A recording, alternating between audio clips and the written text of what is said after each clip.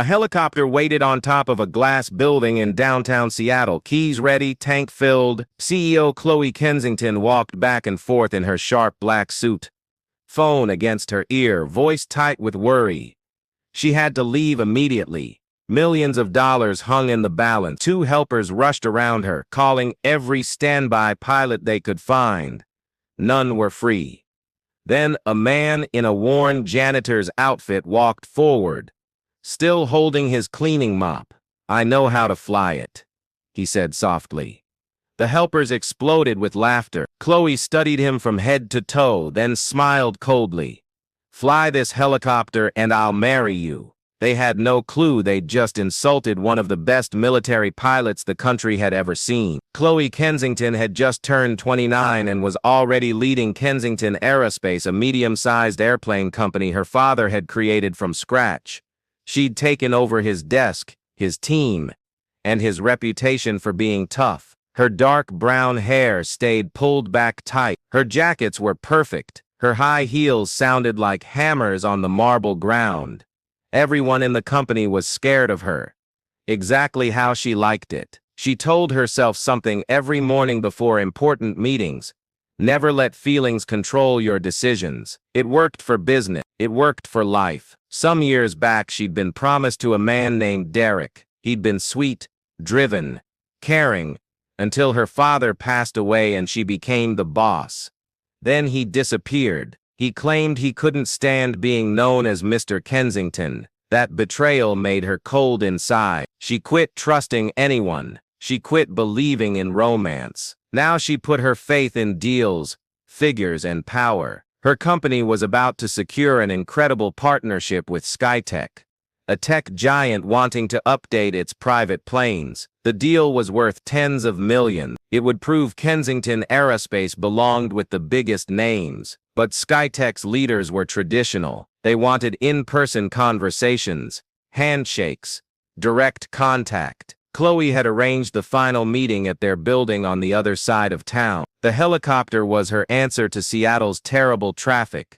Everything had been arranged perfectly until the pilot phoned from the emergency room with a broken wrist. Liam Walker was 32. Though most workers at Kensington Aerospace hardly knew he existed, he covered the overnight hours, washing floors, cleaning windows, taking out garbage in the management area. He dressed in the same worn outfit daily, avoided attention, and rarely spoke to anyone. He stood tall and thin, with trimmed brown hair and weary eyes. Co-workers thought he was just another person struggling to survive. What nobody realized was that Liam had once dressed in a completely different uniform. He'd been Captain Liam Walker, United States Army helicopter specialist with 2 overseas missions and a collection of honor. He'd controlled Blackhawks in war zones, rescued injured soldiers while under attack, and gained recognition as one of the sharpest pilots in his group. But that chapter closed 3 years back when his wife Sarah was killed in a car crash on a wet road near Tacoma. She'd been 8 months along. Liam had been stationed overseas when it took place. He returned home to an empty house and a 5-month-old baby boy named Finn, born too early and struggling to survive in intensive care. Liam quit the military after that. He couldn't fly anymore. Every time he entered a cockpit, he pictured Sarah's face. He replayed the voice message she'd sent him the evening she died, saying she loved him and couldn't wait for him to meet their child. So he stepped away. He grabbed the first position he could locate that didn't need a background check, didn't ask personal questions, and allowed him to bring Finn along when childcare failed. Kensington Aerospace brought him on as a cleaner. Nobody questioned it.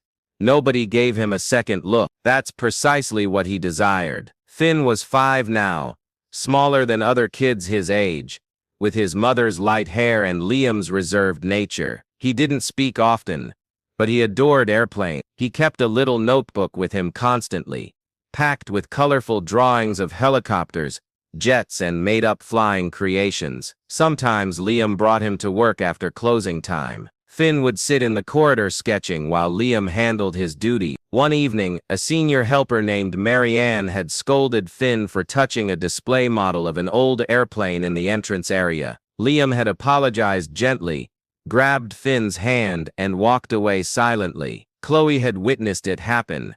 She'd seen the entire scene. For a brief second she'd considered saying something, but she held back. She simply passed them and returned to her workspace. There was one more detail people didn't realize about Liam. Several weeks earlier, he'd been tidying the training room late at night when he spotted one of the practice flight machines acting up. The spinning blade system was stuck.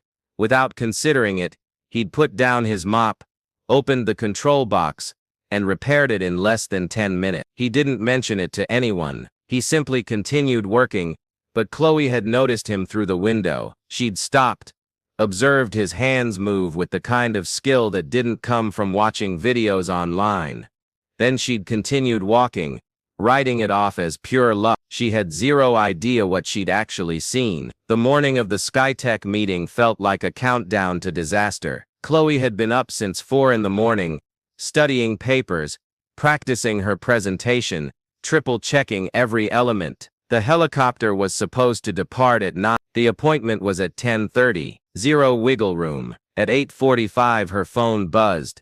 It was the pilot. He'd crashed his car heading to the landing area. Small injuries, but his wrist was broken. He couldn't operate the controls. Chloe's heart sank. She instantly called her helper Jordan, an anxious young guy who managed schedules. "Get me another pilot right now." Jordan placed 15 calls in 10 minutes. Every rental company in Seattle was occupied or couldn't arrive fast enough. The emergency pilot they kept available was in Vancouver, visiting relatives. The third choice had lost his flying license temporarily. Chloe stood on the building top staring at the helicopter. It sat there, fueled, prepared, completely useless. Marianne, the senior helper, stood next to her, phone in hand, shaking her head. "We're fresh out of choices. We'll need to drive." Chloe tightened her jaw. "We'll never arrive on time." Jordan looked sick. "Maybe we can push it back." Chloe shot him a glare that could freeze metal. "Skytech doesn't push meetings back. If we miss this, everything's finished." The rooftop went quiet except for the city noise drifting up from below. That's when Liam appeared through the stairway door. He'd been cleaning the management restroom one level down when he caught wind of the pan. He approached them slowly, carrying his bucket and mop. Chloe barely acknowledged him. Then Liam stopped several feet back and spoke, his tone steady and calm. "I can fly it." The statement hung there for a second. Then Marianne burst out laughing. It wasn't a gentle chuckle. It was harsh, mocking, the kind of laugh designed to embarrass. Jordan nervously joined her. "Are you kidding right now?" Marianne said, shaking her head. "What? You think this is some kind of game?" Liam showed no reaction. He simply stood there, arms relaxed, patient. Chloe spun around to face him properly for the first time. She noticed the janitor's uniform, the quiet stance, the total absence of showing off. She didn't trust him, not even slightly, but she was out of option. And something about how he'd spoken so plainly, so confidently, made her reconsider. She walked closer, crossing her arms, and stared him directly in the eyes. "You're claiming you can operate a Bell 407 helicopter?" Liam gave a single nod. "Yes, ma'am." Marianne laughed mockingly. "This is absolutely crazy." Chloe examined Liam's expression. There was no nervousness there, no uncertainty, just stillness. It reminded her of something, though she couldn't identify what. She reached a choice, a wild one. She grinned coldly and sharply, and delivered the line that would transform everything. "Fly this helicopter and I'll marry you." Marianne's mouth fell open. Jordan looked like he might faint. Liam's face remained unchanged. He simply nodded once more, placed down his mop, and headed toward the helicopter. Chloe watched him move, half waiting for him to pause, to confess it was a prank. He entered the pilot area, secured the safety straps, and rested his hands on the instruments, like he'd performed this action countless times. The helicopter's motor thundered away. The spinning blade started turning slowly initially, then quicker, slicing through the morning sky with a heavy, steady beat. Chloe stood frozen on the rooftop, her hair flying wildly around her face. Marianne seized her arm. "You're not seriously climbing into that machine." Chloe yanked free. We're out of alternatives. She entered the passenger area, clicked her safety belt, and placed the headphones over her ears. Liam's voice came through, clear and confident. Ready? Chloe's pulse raced. She gave a quick nod. Let's move. The helicopter rose off smoothly, climbing above the building with the kind of exactness that only came from decades of practice. Chloe grabbed the edge of her seat tightly. Her breathing stopped short. Down below, Marianne and Jordan stood on the landing pad, staring upward in complete amazement. Liam controlled the aircraft like it was part of him. No extra movements, no second guessing. He changed height with a touch, so gentle the helicopter barely shifted. He turned left over the waterfront, weaving between flight paths with the assurance of someone who'd done this in far more dangerous situations. Chloe couldn't stop watching him. His hands glided over the instruments with a kind of effortless grace. His eyes swept across the gauges, the view ahead, the airspace surrounding them, taking in everything simultaneously. This wasn't chance. This wasn't lucky confidence. This was complete expertise. She attempted to speak, but her voice stuck. Eventually she pushed out, "Where did you learn to fly?" Liam didn't glance her way. "I used to do this professionally." His voice was flat, almost distant. Chloe's thoughts spun wildly. Who was this person? The journey lasted 12 minutes. Liam brought the helicopter down on the Skytech landing area, with a touch so soft it barely registered. The kind of landing that didn't even shake the coffee cup sitting in the middle console. He shut down the motor, pulled off his headphones, and climbed out without saying anything. Chloe remained in her seat, gripping the armrests, staring forward blankly. Her whole body shook, but not from being scared, from complete surprise, from understanding that she'd just been transported across the city by a janitor who handled an expensive aircraft like it was child's play. She unbuckled carefully, stepped out, and walked toward the building entrance, where the Skytech leaders stood waiting. Liam stayed near the helicopter, hands tucked in his pockets, watching her leave. She turned around, caught his gaze, and asked the question she couldn't keep inside any longer. "Who are you?" Liam's face relaxed just barely. "Someone who used to be important," he said quietly. Then he pivoted and walked back toward the helicopter.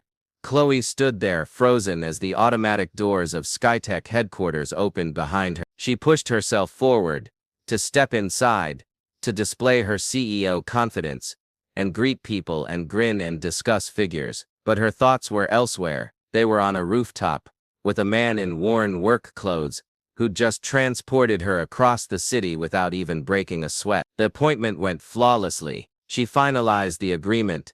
Skytech's boss praised her, but when she walked back outside an hour afterward, the helicopter had vanished, and so had Liam. That night, Chloe sat by herself in her corner workspace, staring at her computer display. She opened the company's worker files and searched for Liam's information.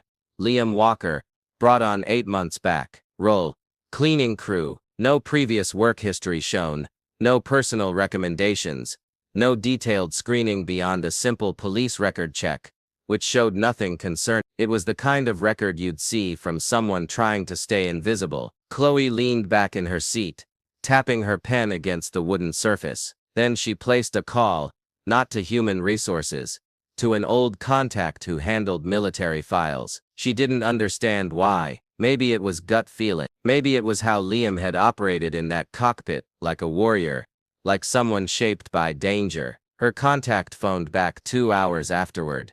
"Are you prepared for this?" he asked. Chloe's heartbeat quickened. "Just say it." Her contact's tone was hushed, almost respectful. "Liam Walker, Captain, U.S. Army, helicopter specialist, 2 overseas tours, awarded medals, left honorably 3 years back." Chloe's grip tightened around the phone. Why did he quit? There was silence. His wife passed away. Car wreck. He had a newborn baby. He abandoned everything. Chloe shut her eyes. The space felt more confined suddenly. "Anything more?" Her contact paused. "Yeah, he earned a Medal of Valor, rescued 6 soldiers from a danger zone while under fire. The guy's a genuine hero, Chloe." She disconnected without saying goodbye. For an extended moment, She simply sat there gazing at the city lights beyond her window. A hero, a father, a person who'd lost everything and decided to vanish. And she'd insulted him. She'd laughed at him. She'd made a heartless joke about marriage while he stood there, quiet and dignified, requesting nothing.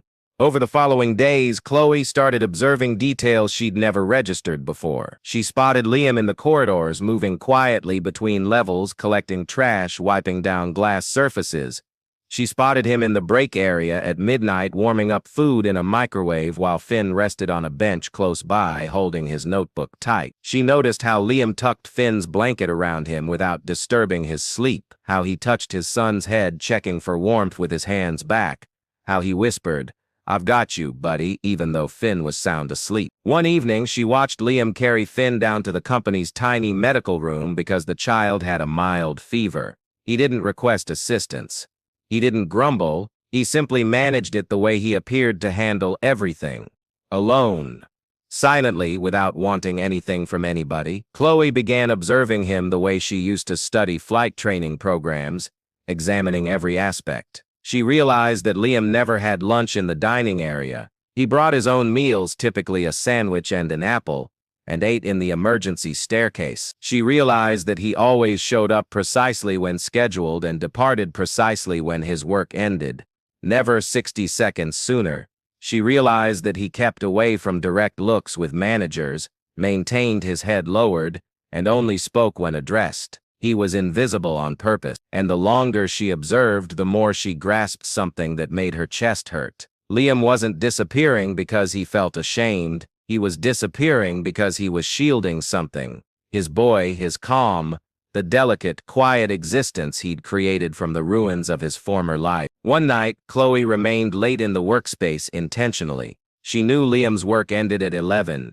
She waited in the entrance, acting like she was checking papers on her tablet. At 10:50, Liam passed through with Finn riding on his shoulder. The child, half dozing, head leaning against his father's. Chloe stood upward. Liam, he halted, rotating slowly. His face was cautious. "Miss Kensington." She wavered, suddenly uncertain. "I never thanked you for the flight." Liam lifted his shoulders briefly. "Just doing what was necessary." Chloe inhaled deeply. "I know who you are, what you used to be." Liam's jaw clenched. For the first moment, she noticed something flash in his gaze. Not fury, something nearer to acceptance. "Then you understand I'm not that person now." Chloe nodded carefully. "Perhaps, but you're still somebody." Finn shifted on Liam's shoulders, mumbling something about flying machines. Liam carefully brought him to the floor, and the child leaned against his father's side, eyes barely open. Chloe bent down to Finn's height. "Hi, Finn." The child blinked at her, then glanced up at his dad. Liam gave a tiny nod. Finn looked back at Chloe. "You're the lady from the office." Chloe grinned. "That's right. I understand you enjoy airplanes." Finn's expression brightened somewhat. He took his notebook from his bag and displayed a drawing. It was a helicopter, remarkably detailed for a 5-year-old, with rotating blades and a rear section and tiny drawn people inside. "This is my dad," Finn stated, indicating one of the figures. "He's the greatest pilot ever." Chloe's throat closed up. She looked up at Liam, who was gazing away, jaw tight. "I think you're right," she said gently. That evening, Chloe couldn't rest. She kept considering Finn's picture, how Liam had appeared when his boy named him the greatest pilot ever. The burden of an existence lived in the background. She considered her own existence, the agreements, the board gatherings, the vacant apartment she returned to nightly, the messages she responded to at 2 in the morning because nothing else filled the time. She'd created an empire, but she'd created it in isolation. And for the first moment in years, she questioned if that was truly what she desired. The following morning, she reached a choice. She requested Liam come to her workspace. He showed up 10 minutes afterward, still dressed in his uniform, appearing wary. "Am I in difficulty?" he questioned. Chloe shook her head. "No, I want to present you something." She explained that Skytech had contacted them after learning about the flight. They wanted to hire a consultant to help create their updated pilot training systems, someone with actual experience, someone who grasped aviation at the deepest level. They'd inquired if Kensington Aerospace had anyone working there who matched the description. Chloe had considered Liam instantly. It's a half-year agreement, she stated. Solid payment, adjustable schedule. You'd be collaborating with designers, not managers, and it's remote primarily. You could handle it from your place. Liam stared at her. Why are you offering this? Chloe held his look. Because you're being wasted cleaning floors. Liam stayed quiet for an extended period. Then he declined with a headshake. I value it, but no. Chloe blinked. Why refuse? Liam's tone was steady but not harsh. Because I don't require being seen. I don't require a position. I just require Finn to be protected and content. That's everything. Chloe didn't argue. She simply nodded. But as Liam moved to exit, she added one more statement. You understand, you don't need to vanish to shield him. You can be two things, a father and a pilot. Liam stopped at the entrance, his back facing her. He didn't reply, he simply walked away. But Chloe noticed how his shoulders had stiffened, how he'd hesitated. She knew she'd touched something real. Late one evening, Chloe discovered herself roaming the vacant levels of the structure. She didn't understand why. Maybe she required thinking time.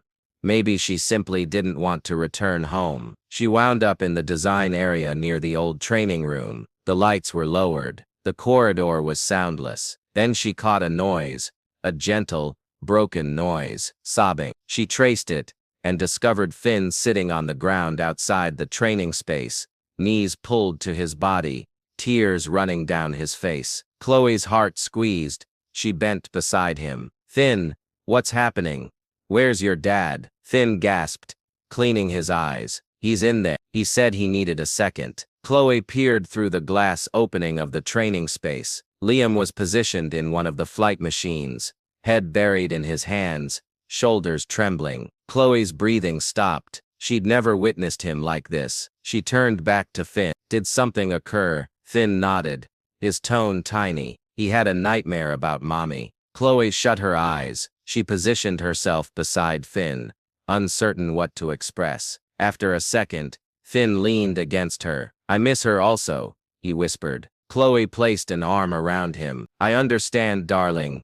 I understand. They remained like that for some time, soundless, until the entrance to the training space opened and Liam walked out. His eyes were red-rimmed, but his expression was controlled. He spotted Chloe and stopped cold. I apologize, he said rapidly. I didn't realize anyone was present. Chloe rose, gently directing Finn toward his father. It's fine. Liam lifted Finn, embracing him tightly. The child pressed his face into his father's shoulder. Liam regarded Chloe and for the first moment, she witnessed something exposed in his gaze. Vulnerability, anguish. I used to be in command, he said quietly. I used to understand precisely what actions to take. Now I understand nothing. Chloe's tone was gentle. You're doing wonderfully, Liam. He declined with a headshake. I'm hardly keeping things together. Chloe walked closer. You transported me across a city to rescue my agreement. You're raising an incredible child. You're managing things better than most individuals ever could. Liam's tone cracked. I lost command once in Afghanistan. My co-pilot got struck. I had to decide between landing and rescuing him, or completing the mission. I selected the mission. He survived, but barely. I received a medal. He received a wheelchair. I've been questioning every choice I've made afterward. Chloe felt tears sting her eyes. Liam, he gazed away. I departed the military because I couldn't rely on myself anymore. Then Sarah passed away, and I couldn't even shield her. So I vanished because if I'm nobody, I can't disappoint anyone. Chloe's heart shattered. She extended her hand and contacted his arm. You're not nobody, and you haven't disappointed anyone. Liam met her gaze, and for a second, the barriers between them collapsed. Chloe spoke once more, her tone shaking. I was promised to someone once, to a person I believed loved me, but the morning I became CEO, he departed, claimed he couldn't manage being second. So I chose I'd never be second again. I'd never allow anyone near enough to wound me. She stopped, but I believe I've been disappointing people also, just in a separate way. They stood there in the dim corridor, two damaged individuals, holding their fragments together through pure determination. Finn had drifted to sleep against Liam's body. Chloe regarded the child, then back at Liam. You stated you used to fly for your nation. What if you flew for yourself? What if you allowed yourself to be extraordinary again? Liam's tone was hardly audible. I don't know if I'm able. Chloe grinned, just barely. Then perhaps I can assist you remember. The following morning, Chloe's father showed up at the workspace without warning. Roger Kensington was 72, silver-haired, broad-shouldered, and still dominated a space like a general. He'd constructed Kensington Aerospace from absolute nothing, and even though he'd formally stepped back, everyone understood he still controlled things behind the scene. He entered Chloe's workspace without tapping. We must talk. Chloe glanced up from her desk. Regarding what? Roger's tone was icy. Regarding the janitor. Chloe's stomach plummeted. How did you? Roger threw a folder on her desk. You believe I don't have informants in this structure. You allowed some nobody operate our helicopter. You're spending moments with him. Individuals are gossiping. Chloe. Chloe stood, her tone sharp. That nobody is a decorated war hero. He rescued my agreement with Skytech. Roger's expression darkened. I don't care if he possesses a chest packed with medals. He's a janitor. He possesses a child. He possesses problems. And he's not entering this family. Chloe's hands formed into fists. You don't decide that. Roger leaned forward, his tone low and threatening. I constructed this company. I constructed this legacy, and I will not observe you discard it for some damaged soldier who cleans floors. Chloe's tone shook with fury. He's not damaged. He's the most complete person I've ever encountered. Roger stared at her. You're creating a mistake. Chloe met his gaze unwavering. Then I'll create it, and if you can't embrace that, I'll step down. The space went soundless. Roger's face shifted from fury to surprise. You wouldn't. Chloe's tone was steady. Challenge me. Roger stood there for an extended second, then pivoted, and walked away without another statement. Chloe positioned herself down, her hands shaking. She'd just threatened to abandon everything she'd constructed, and she meant every word. Meanwhile, Skytech delivered another proposal, this occasion directly to Liam. They desired him to conduct a live flight display at their annual worldwide conference, a presentation of exact flying for financiers and partners. In return, they'd provide a complete scholarship for Finn at one of the finest private schools in Seattle. Liam examined the message. 3 occasions. He didn't understand how they'd obtained his contact details. He suspected Chloe. He desired to refuse. He'd spent 3 years keeping away from attention. But then he considered Finn, regarding the chances his boy could receive, regarding the future he couldn't offer on a janitor's payment. He displayed the message to Chloe. She examined it carefully, then regarded him. What do you desire to do? Liam's tone was uncertain. I don't understand. Chloe leaned forward. This isn't regarding the agreement. It's regarding you, regarding Finn, regarding walking back into the spotlight. Liam stayed quiet for an extended period. Then he stated, what if I'm not prepared? Chloe's tone was tender. You transported me across this city, without hesitating. You're prepared. Liam regarded her and something shifted in his face. Trust, hope, fear, all simultaneous. Will you be present? Chloe nodded. Every moment. Liam inhaled deeply. Fine, I'll do it. The morning of the display arrived. The gathering was conducted at Skytech's private airfield, a massive complex south of Seattle. Hundreds of individuals filled the hangar and the observation area. Financiers, designers, managers, reporters. Chloe stood near the flight boundary wearing a headset, serving as Liam's ground assistance. It was the first occasion she'd ever accepted a support position, and she didn't object at all. Liam stood near the helicopter, dressed in a borrowed flight outfit, appearing calm. Finn was next to him, gripping his hand, dressed in a tiny pair of pilot glasses. The child was beaming. You're going to be amazing, Dad. Liam bent down, fixing Finn's glasses. You believe so? Finn nodded. You're the greatest pilot ever. Remember? Liam's throat closed up. He kissed his boy's head, then stood and headed toward the helicopter. Chloe's tone came through his headset. Ready? Liam entered the cockpit. Ready. The motor thundered awake. The audience went soundless. Liam rose off smoothly, climbing into the clear blue atmosphere. He conducted a sequence of movements, exact rotations, hovering pauses, height adjustments, all performed with perfect command. The audience observed in wonder. Finn stood on the boundaries, leaping up and down, waving both arms. "That's my dad. That's my dad." Chloe felt tears flow down her face. She didn't attempt wiping them away. When Liam touched down, the entire audience exploded in clapping. He walked out of the helicopter and Finn rushed to him, jumping into his arm. Liam embraced his boy tightly, and for the first occasion in 3 years, he grinned, truly grinned. Later that night, Chloe returned to her apartment to discover an envelope pushed under her entrance. Inside was a handwritten message from her father. It stated, "You were correct. Any person who would risk everything for his child earns more respect than I offered him. I apologize and I'm proud of you." Chloe positioned herself on her sofa gripping the message, sobbing for the second occasion that morning. Liam used the scholarship money to register Finn in school, but he didn't halt there. He began collaborating with a charity that offered free flight instruction to struggling kids. Chloe silently contributed the money to maintain it operating. She never mentioned it to Liam, but he discovered anyway. One afternoon, Finn brought home a school task. The assignment was, "Write regarding your hero." Finn's paper was 3 pages extended, written in large, unsteady letters. It began, "My hero is my dad, but my other hero is Miss Chloe. She assisted my dad remember he's a pilot, and she causes him to grin." Liam examined it sitting at their small kitchen surface. He folded the paper carefully and placed it in his wallet. That weekend, Chloe visited the rooftop. She didn't understand why.